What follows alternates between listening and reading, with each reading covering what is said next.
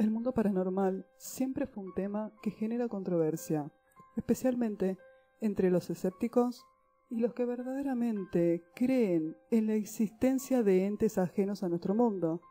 Desde tiempos antiguos, el tema causó la molestia de algunos y el miedo de otros, ya que todavía no se puede comprobar qué es lo que provoca estos sucesos. Tampoco se puede demostrar que se trate de un espíritu o un demonio. Nunca faltan los casos sobre experiencias paranormales alrededor del mundo, apariciones, posesiones o movimientos repentinos de las cosas. Son algunos de los ejemplos de manifestaciones sobrenaturales. Uno de los casos más famosos que les traigo es de España. Es el caso de Estefanía Gutiérrez Lázaro. Hoy les traigo un video un poco diferente. La posesión de Estefanía, el caso Vallescas. Comencemos.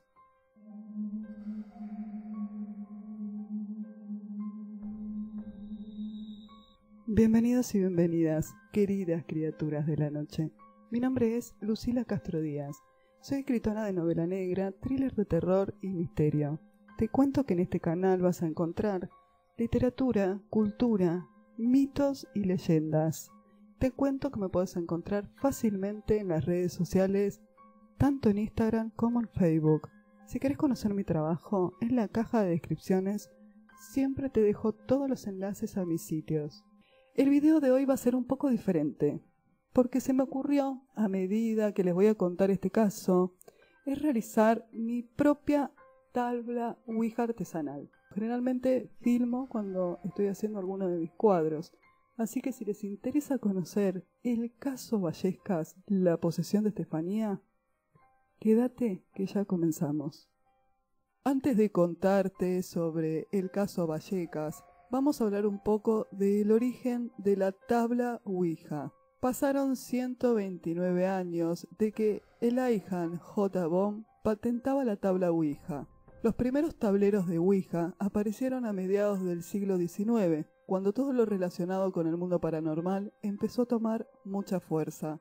Pero esta tabla, que incluye letras, números del 0 al 9 y las palabras sí y no, fue patentada el 28 de mayo de 1890 por Elihan J. Bohm, aunque no se sabe con certeza si él fue el inventor o solamente fue el que la patentó. En aquella época, el juego era muy popular en América y en Europa. Consistía en invocar a los espíritus y hacerle una serie de preguntas que estos contestaban a través de un cursor que marcaba las letras y los números del tablero. Kennard inventó el nombre Ouija, afirmando que era una antigua palabra egipcia que significaba mala suerte. Afirmaba que el origen se remontaba hasta el antiguo Egipto, aunque no presentó nunca ninguna evidencia que probara esta afirmación. La Ouija se popularizó en verdad de la mano de la moda espiritista que se extendió por todo Occidente hacia finales del siglo XIX. Adquirió tanta fama que muchas personas comenzaron a celebrar sesiones organizadas de espiritismo, donde se preguntaba a los espíritus y las respuestas eran a través de una serie de golpes o sacudidas. Se cuenta que, por ejemplo, Mary Todd Lincoln, esposa del presidente de los Estados Unidos, Abraham Lincoln, celebró sesiones con la tabla Ouija en la Casa Blanca, de una manera regular, para comunicarse con sus hijos fallecidos. Por aquel entonces, los métodos de adivinación incluían el balanceo de un péndulo sobre una placa que tenía letras alrededor del borde y el uso de una tabla entera para indicar las letras dibujadas en el suelo. Las mayores ventas de este juego se debió a unos momentos bastante oscuros de la historia, como la Primera y Segunda Guerra Mundial y la Guerra del Golfo, demostrando así que la gente buscaba alguna manera de comunicarse con los fallecidos en los conflictos bélicos. Aunque siempre se conoció como el juego de la Ouija, lo cierto es que no es una actividad muy divertida, ni tampoco es apta para todo el público. Muchas de las personas que practicaron este juego aseguran que sus vidas cambiaron y se vieron afectadas por abrir portales hacia otros mundos. por lo que te aconsejo que si sos un poco miedoso, es mejor que no juegues con este tablero. Déjame tu comentario si alguna vez probaste comunicarte con los muertos y a través de qué formas, si jugaste el juego de la copa, el juego de las cartas, o si jugaste con la tabla Ouija, o de qué manera te pudiste comunicar con los muertos. ¿Alguna vez tuviste una experiencia paranormal? Déjame tu comentario. Pasaron 29 años de este caso, la posesión de Estefanía, el caso Vallecas. En la localidad de Vallecas, España, en el 1992, la Policía Nacional informó sobre un suceso que todavía hoy estremece. Estefanía Gutiérrez Lázaro había fallecido en extrañas circunstancias tras jugar a la Ouija con sus amigas. En su casa había un armario que se abría sin explicación, estruendos en la terraza, un Cristo separado de la cruz, una mancha marrón en la mesa del teléfono que era como una especie de baba. El informe decía lo siguiente: se trata de actividad paranormal, sin ninguna prueba lógica o científica. Las fuerzas policiales elevaron ese comunicado. Todo había comenzado cuando Estefanía, que apenas había alcanzado la mayoría de edad, empezó a interesarse por el ocultismo.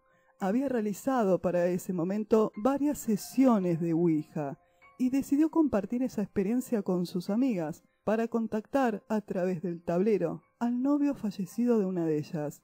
Al ingresar una profesora, el vaso que estaban utilizando como puntero sobre la tabla se rompió y una neblina salió del vidrio para introducirse en el cuerpo de la joven, que cambió su comportamiento drásticamente.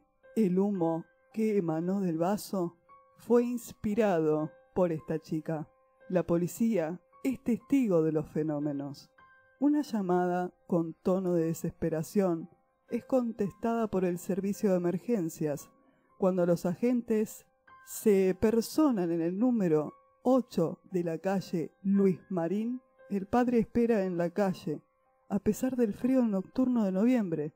Al domicilio acceden el inspector en jefe José Pedro Negri y otros 3 policías. Todo lo que había dicho Máximo por teléfono es confirmado ahora por los agentes de la policía. Según recoge el informe policial, cuando están sentados junto a la familia, pudieron oír y observar cómo una puerta de un armario perfectamente cerrada, cosa que comprobaron después, se abrió de una forma súbita y totalmente antinatural.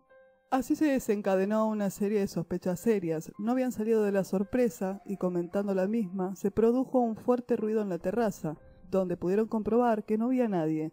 Tales sospechas, por lo tanto, aumentaron y se reforzaron, hasta confirmarse definitivamente. Momentos después, pudieron percatarse y observar cómo en la mesita que sostenía el teléfono, y concretamente en un mantelito, apareció una mancha de color marrón, identificada como babas.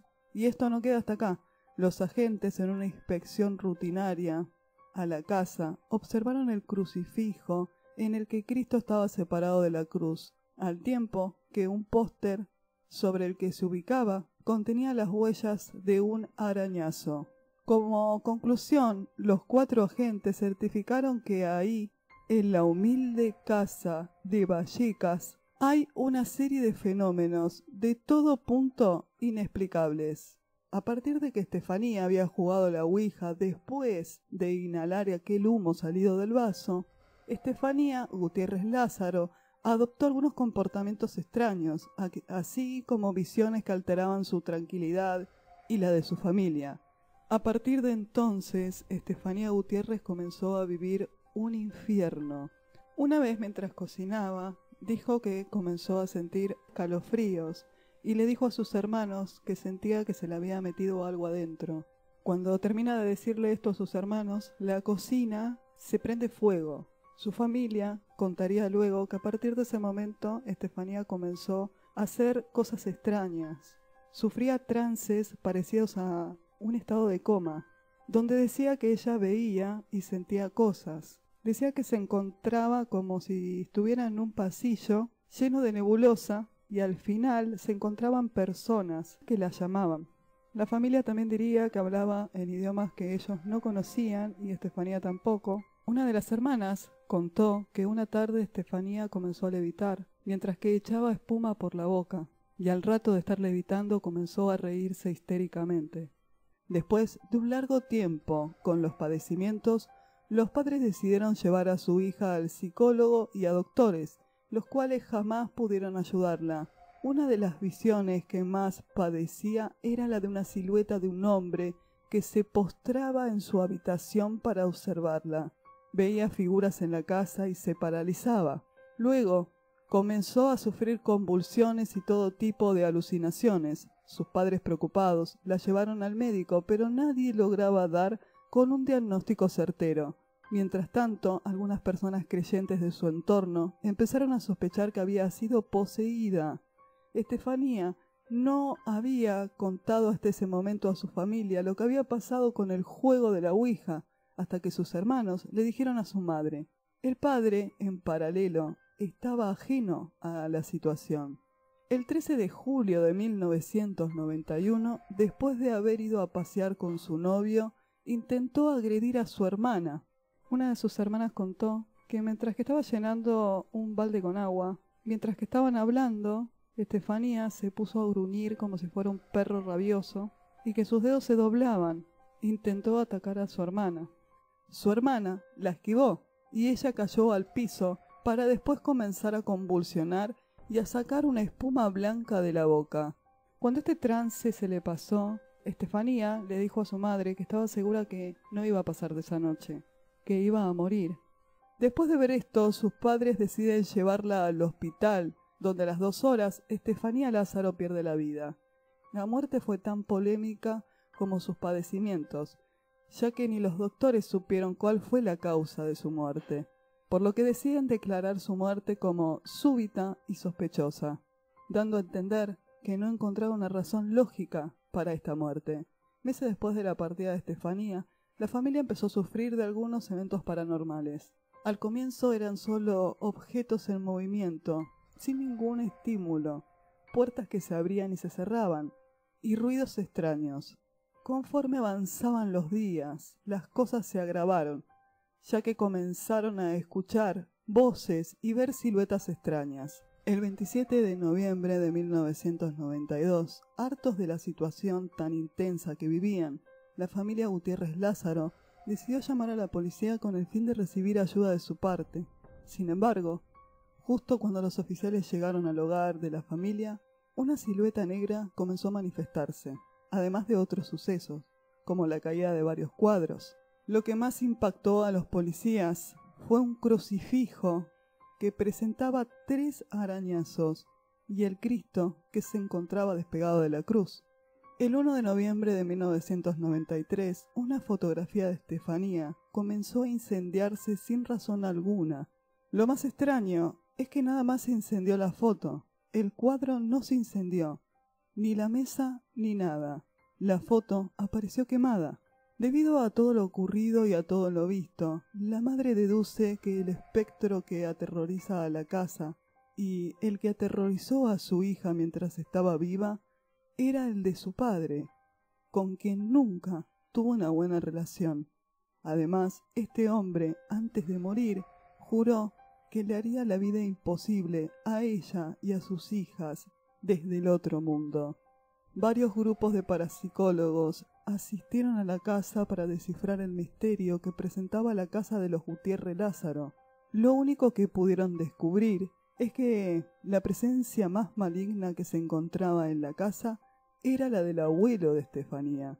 También se descubrió que también estaba deambulando la presencia de Estefanía por la casa, pero su presencia no era para nada mala. Todo lo contrario, ella siempre advertía a su madre de lo malo que iba a pasar. En casa de la familia Gutiérrez se viene manifestando la presencia de espíritus desde que el abuelo murió y expresó como último deseo hacer la vida imposible a la familia desde el más allá. El abuelo había mantenido discrepancias con Concepción, su hija, por motivos económicos. A esta se vino a sumar otra muerte, la de Estefanía, la hija mayor de los Gutiérrez, que falleció el año pasado de forma inexplicable. Según el parte forense, Estefanía murió por asfixia pulmonar de manera súbita y sospechosa. Además, la niña, que contaba 14 años, solía jugar con la ouija, práctica considerada peligrosa para los expertos en parapsicología. Me echaba espuma por la boca, por la nariz, lo que sea, la ha poseído a mi hija. El grupo de parapsicólogos Unidad Cero está investigando el caso y han obtenido algunas psicofonías como esta.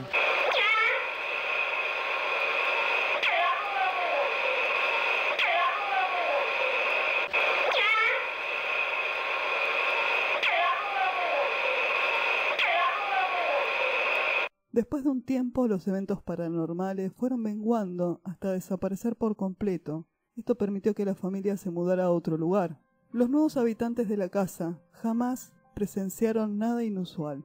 La familia al fin pudo vivir en paz. Los fenómenos paranormales desaparecieron después de la noche del 27 de noviembre, y es un enigma que no tiene respuesta lógica ni científica.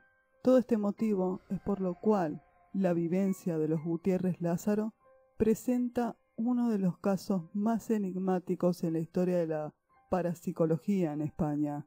Los hermanos de Estefanía Gutiérrez Lázaro salieron como con el tiempo a negar lo que había pasado en la casa y lo que había pasado con su hermana. Uno de ellos dijo lo siguiente: los fenómenos que aparentemente suceden en la casa no nos fueron ajenos. Nuestra madre estaba empeñada en que algo malo sucedía alrededor de Estefanía, que haría notar su presencia desde el más allá. Nos sumergió a todos en un estado de sugestión importante. Creo yo que todo fue psicológico. El otro de los hermanos diría: Estefanía era un pilar, como una madre, una confidente. Fue ella quien nos cuidó prácticamente. Alegre, sonriente y muy querida por todos los hermanos. Nuestra protectora. A veces se quedaba sin cenar, solo para darnos de comer a nosotros. Esta entrevista a los hermanos de Estefanía la pueden encontrar fácilmente en la web. El caso Vallecas, la posesión de Estefanía, inspiró para la película Verónica, de Paco Plaza. Una película que todavía no vi y vamos a ver si la voy a estar viendo en estos días para dar después una opinión. Esto fue más o menos un resumen del caso Vallecas, como para contarles algún caso escalofriante que tenga que ver con la ouija, mientras pintaba. Les recomiendo que si van a hacer su tabla ouija, tiene que tener más o menos este tamaño, y creo que es más o menos el tamaño de un tablero de ajedrez. Por ahí también tengo un tablero de ajedrez. Es más o menos el tamaño de un tablero de ajedrez, y lo que les recomiendo es que antes de dibujar las letras, esperen que el acrílico se seque bien. Generalmente el color que preparas en el acrílico, una vez que se seca, es un poquitito más oscuro. No es 100% el color que estás preparando. Como vieron, es fácil, es algo muy sencillo de hacer y muy decorativo. A mí me encanta todo este tipo de cosas, así que por eso dije, vamos a contarles un poco la historia de la ouija y un caso muy famoso que fue el de Estefanía. Todo lo que implica la tabla ouija, el juego de la copa, el juego de las cartas, cualquier tipo de juego a mí me encantan. Por eso lo traje. Como hacía tiempo que tenía ganas de fabricar mi propia tabla ouija, se me ocurrió contarles esta historia bastante reciente, no es tan antigua. Y traigo un video diferente. Aparte de ser escritora, también hago cuadros, como por ejemplo los que aparecen atrás en mis videos. Si te gustó este informe, te invito a que te suscribas a mi canal y me dejes un comentario. Nos vemos en el próximo video.